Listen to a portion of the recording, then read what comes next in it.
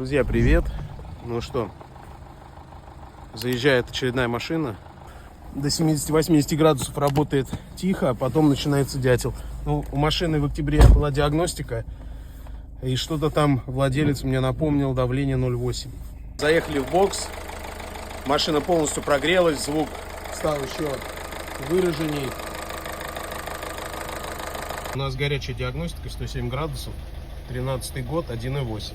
В памяти и в статусе присутствует пустной распредвал положения, 284 тысячи в мозгах, 286 на приборке, 14 вольт, 105 градусов, отработал вентилятор. Первая лямбда ниже сотки к 800, тут все окей, климат заправлен, топливные коррекции около нулевые, углы лежат 140 на 120, валы в паркинге, система регулировки фаз не работает.